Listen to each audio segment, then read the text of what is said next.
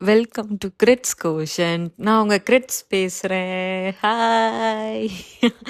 ரொம்ப நாள் ஆச்சுல நான் உங்கள்கிட்ட பேசி. Sorry, I was stuck with my work. அதனால தான் என்னால் எந்த ஆடியோ பாட்காஸ்ட்டும் என்னால் போட முடியல. I am really sorry for that. நான் டேக்கில் போட்ட மாதிரி ஆடுகளுக்கு இனிமேல் மவுஸ் ஏற தான் போகுது. ஏன்னு நம்ம இந்த பாட்காஸ்டில் பார்ப்போம். ஓகே, இதை ஸ்டார்ட் பண்ணுறதுக்கு முன்னாடி ஒரு சின்ன ஒரு விஷயம் நான் அவங்கள்ட்ட சொல்லணும்னு ஆசைப்பட்றேன். அது என்னன்னா, நம்ம வாழ்க்கை ஒரு அவசரத்திலே ஓடிக்கிட்டு இருக்குல்ல. நம்ம எல்லாருமே அதை ஃபீல் பண்ணியிருப்போம். பட் சம்டைம்ஸ் என்னைக்கோ ஒரு நாள் ஏதோ ஒரு மிராக்கிள், ஒரு சின்ன மேஜிக், ஒரு ஃபீல் குட் திங்ஸ் லைக் ஒரு நல்ல மூவி நம்மளை அன்னைக்கோ இல்லை அந்த வீக்கோ அந்த மந்த்தோ ஓட விடாமல் அப்படியே கொஞ்சம் நிற்க வச்சுருக்கோம். அதை பற்றியே நம்ம யோசிச்சுக்கிட்டு இருக்கோம்ல. எனக்குள்ள ஒரு பெரிய ஒரு என்ன சொல்கிறது, ஒரு மாற்றத்தை கொண்டு வந்த ஒரு அழகான ஒரு மூவி. அதை பற்றி தான் நான் இன்னைக்கு உங்ககிட்ட ஷேர் பண்ணணும்னு ஆசைப்பட்டேன். ஸோ அதனால தான் நான் இன்னைக்கு ஒரு நல்ல மூவியோட எடுத்துகிட்டு வந்திருக்கேன் உங்களுக்கு இந்த ஸ்பீச்சை.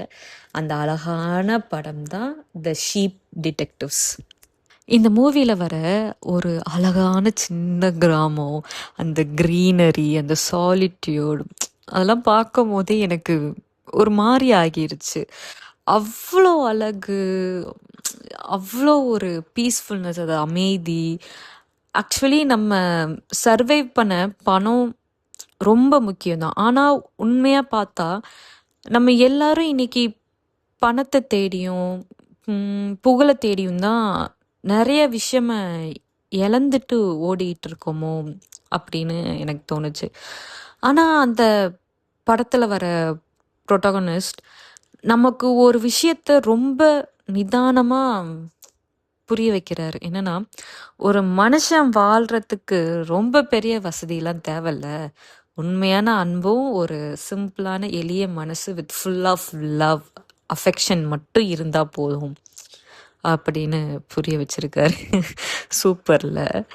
ஆனால் அதை விட முக்கியமாக இந்த படத்தில் இந்த உலகத்தில் மனிதர்களை விட விலங்குகள் நம்மளுக்கு எவ்வளோ பெரிய ஒரு லெசன்ஸு, ஒரு அஃபெக்ஷன் தருது.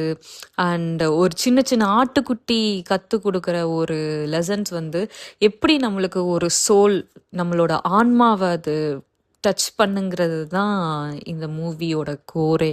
இந்த கதையில் நிறைய ஆட்டுக்குட்டிங்க வரும். நிறைய ஆட்டுக்குட்டி சில பேத்துக்கு ஃபேவரட்டாக இருக்கும். எனக்கு அதில் ஃபேவரட்ஸ் ஃபர்ஸ்ட் பார்த்திங்கன்னா lily.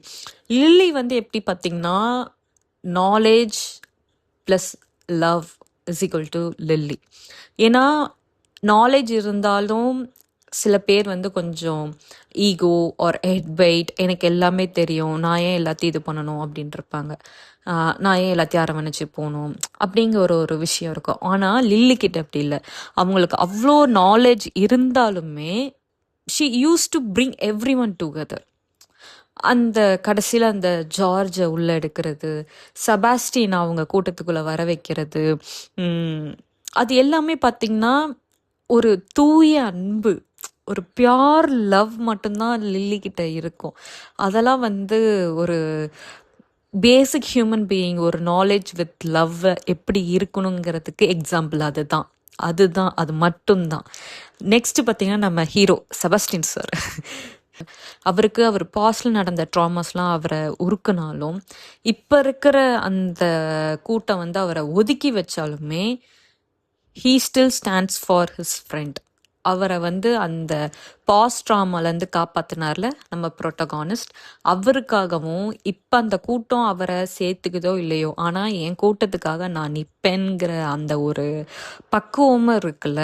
O my goodness, he superman. He superman really. Sebastian is superman. ஏன்னா அது ஒரு 3 பெரிய ஜெர்மன் ஷெப்பர்ட்ஸ். இவர் ஒரு ஆடு, ஒரு பெரிய ஆடு. அதுக்கு ஈக்குவலாக இவர் சண்டை போட்டார்ல, அங்கே தான் நிற்கிறார் மனுஷன். வேற லெவல் போயிட்டாரு சத்தியமா. உண்மை. நம்ம ஒருத்தவங்க மேலே ஒரு உண்மையாக பாசம் வச்சுருக்கும் போது அவங்க வந்து நம்மளுக்கு வந்து தள்ளி வைக்கிறாங்களோ ஒதுக்கி வைக்கிறாங்களோ அதெல்லாம் நம்மளுக்கு தேவையில்ல. நம்ம அவங்களுக்கு கஷ்டம் வரும்போது நம்ம அவங்களுக்கு போய் நிற்கணும். அதுதான் ஒரு ஹியூமன் சென்ஸ் அப்படிங்கிறத வந்து செபாஸ்டியன் நம்மளுக்கு காமிச்சிருக்காரு. அது ஒரு பெரிய விஷயம். ஏன்னா அவரை தூக்கிட்டு வந்த அவரோட ஃப்ரெண்டுக்கு வந்து அவர் உண்மையாக இருக்கார். ஏன்னா அவர் ஃப்ரெண்டு வந்து எல்லாத்தையும் நேசிச்சாரா, இவர் ஃப்ரெண்டு வந்து எல்லாத்தையும் நேசிக்கிறனால இவரும் எல்லாத்தையும் நேசிக்கிறார். அவங்க நேசிக்கிறதுக்காக இவர் என்ன வேணாலும் பண்ணுவார். அதுதான் செபாஸ்டியன். சூப்பர்ல. Next cutie by George. George, oh my goodness, கடைசியாக தான் பேர் வந்துச்சு. ஆனால் ஜார்ஜ் பண்ணுற அந்த குட்டி குட்டி அந்த மூவ்ஸ், அதோட பாவமான மூஞ்சு, அதெல்லாம் பார்க்கும்போது எனக்கு அவ்வளோ க்யூட்டாக இருந்துச்சு. He's a really super kid. அவ்வளோ அறிவு இருக்குது அதுக்கு. எல்லா திங்ஸையும் நோட் பண்ணும், எல்லாத்துக்கும் அவ்வளோ அன்பாக இருக்கும். அவங்க ஒதுக்கி வச்சாலும் இது அவ்வளோ அன்பாக இருக்குது. லைக் செபாஸ்டியன், லைக் அது வந்து நம்ம ஜூனியர் செபாஸ்டியன் சொல்லலாம். ஆமாம், அந்த மாதிரி தான் அது. மேபி பார்ட் 2 எடுத்தாங்கன்னா அதில் வந்து செபாஸ்டியன் மாதிரியே வந்து நம்ம ஜார்ஜும் வருவாருன்னு நான் ரொம்ப எதிர்பார்ப்போம். நல்லதே நடக்கும். அண்ட் நெக்ஸ்ட் வந்து அந்த படத்தில் வந்து ஹியூமன்ஸோட 2 சைட் காமிச்சிருப்பாங்க.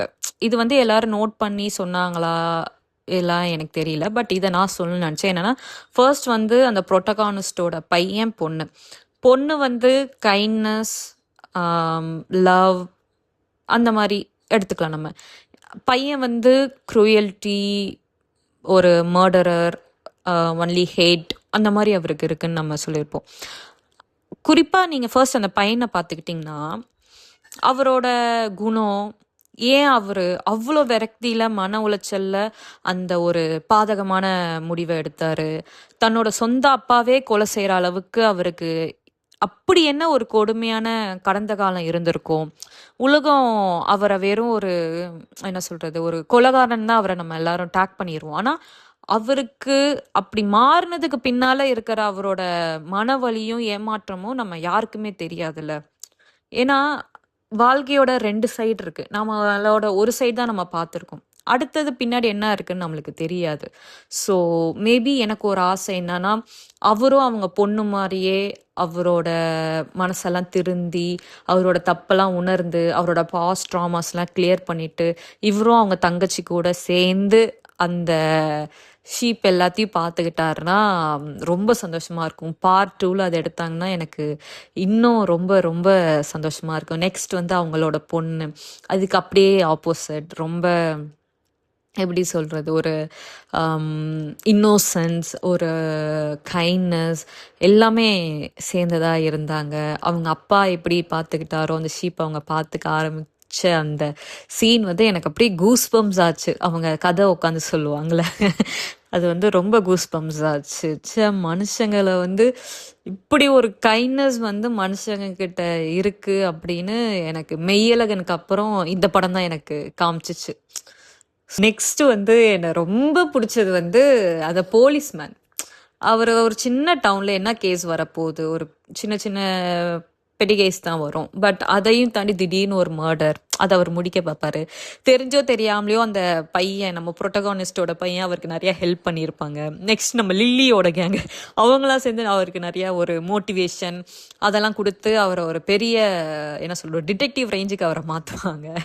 அதில் அவரோட இதில் என்ன புரிஞ்சுக்கிட்டேன்னா, நம்ம இந்த ஊர் வந்து நம்மளை என்ன வேணாலும் சொல்லும், நீ ஒன்றுத்துக்கு உருப்பட மாட்ட, நீ வேஸ்ட்டு, நீ இருக்கிறதே வேஸ்ட்டு, எதுக்கு இது பண்ணுற அப்படின்னு.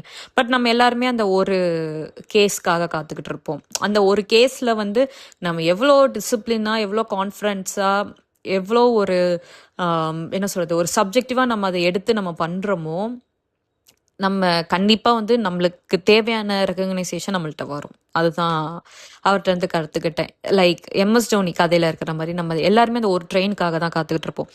அந்த ட்ரெயின் வரத்துக்கு முன்னாடி நம்மள்ட்ட இருந்த தவிப்பு, நம்மள்ட்ட இருந்த ஏக்கம், அந்த சாதிச்சிடலாங்கிற ஒரு வெறி, அந்த ட்ரெயின் ஏறினதுக்கு அப்புறமும் நம்மள்ட்ட அது அப்படியே இருக்கணும்.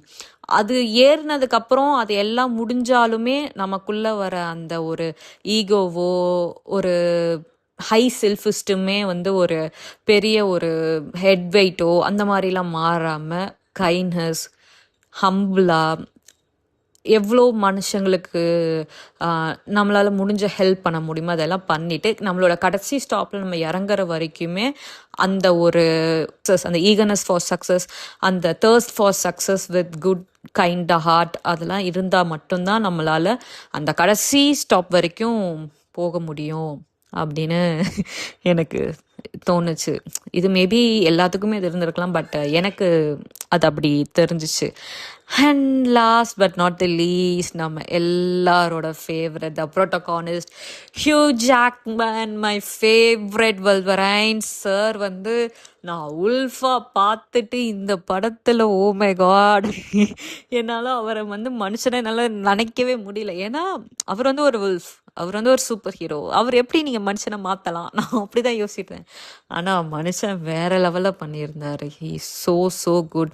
He set the bar high. First எங்கேயோ வச்சுருந்தாரு, இப்போ இதை எங்கேயோ கொண்டு போய் வச்சுட்டாரு. அடுத்தது நம்மள இன்னும் என்ன ஆச்சரியப்பட வைக்க போகிறாருன்னு எனக்கு தெரியல. We are really waiting for your next project Hugh Jackman. All the best. And அந்த படத்தில் அவங்க filmography, the director, the writers and the set direction எல்லாமே ஸோ குட். அந்த VFX team, oh my God, நம்ம அந்த பிடிஎஸ் வீடியோஸ்லாம் பார்த்துருப்போம். அது ஒரு சின்ன ஒரு டால்ஸ் வச்சு ஃபிலிம் பண்ணியிருந்தாங்க. பட் விஎஃப்எக்ஸ் எல்லாம் நம்மளுக்கு உண்மையாலுமே நம்ம அந்த ஷீப் லேம்ப்ஸ்லாம் பார்க்குற மாதிரி இருந்துச்சு. It's so good, really it's so good. And thanks to Amazon for producing it. Because இது நீங்கள் வாங்கி வெளியில் கொண்டு வந்தது ரொம்ப சந்தோஷம். பிகாஸ் நான் உண்மையை சொன்னால், நான் முன்னாடியே சொன்ன மாதிரி ஒரு feel good movie after a long time. மெயிலுக்கு அப்புறம் நான் பார்த்த ஒரு நல்ல ஃபீல் குட் மூவினா அது கண்டிப்பாக த ஷீப் டிடெக்டிவ்ஸ் தான். அதில் மாற்றமே இல்லை. ஸோ இந்த படம் நீங்கள் பார்க்கலைன்னா அமேசான் ப்ரைமில் இருக்குது, போய் பாருங்கள். ரொம்ப நல்ல படம், ரொம்ப ரசித்து பார்ப்பீங்க. சில பேர்த்துக்கு இது பிடிக்காமல் போகலாம், பட் எனக்கு இந்த படம் ரொம்ப ரொம்ப ரொம்ப ரொம்ப பிடிச்சிச்சு. நான் டேக்கில் போட்ட மாதிரியே இந்த படத்துக்கு அப்புறம் ஆடோட மவுஸ்லாம் ஏறப்போகுது, நீங்கள் பார்த்துக்கிட்டே இருக்கேன். ஏன்னா நம்ம எல்லாருமே ஆட்டுக்கு இனிமேல் கதை சொல்ல போகிறோம், ஆடை நம்ம டிடெக்டிவாக மாற்ற போகிறோம், இதெல்லாம் நிறைய நம்ம பண்ண போகிறோம்னு நினைக்கிறேன். நிஜமாக அது நடக்க போகுது. ஸோ ரொம்ப சந்தோஷம் இந்த படத்தை பற்றி அவங்க கூட எல்லாம் நான் பேசினதுக்கு. ஹோப் நீங்களும் இந்த படத்தை பார்த்துருந்தீங்கன்னா எனக்கு ரொம்ப சந்தோஷம். பார்க்கலன்னா ஜஸ்ட் ஒன் டைம் வாட்ச் பண்ணி பாருங்கள், உங்களுக்கு ஒரு அழகான ஒரு மொமெண்ட்ஸ்லாம் அதில் கிடைக்கும். நிஜமாக நல்லாயிருக்கும் படம், நீங்கள் போய் பாருங்கள். And thank you so much for listening to this page. Signing off from Crits Quotient. See you. Bye.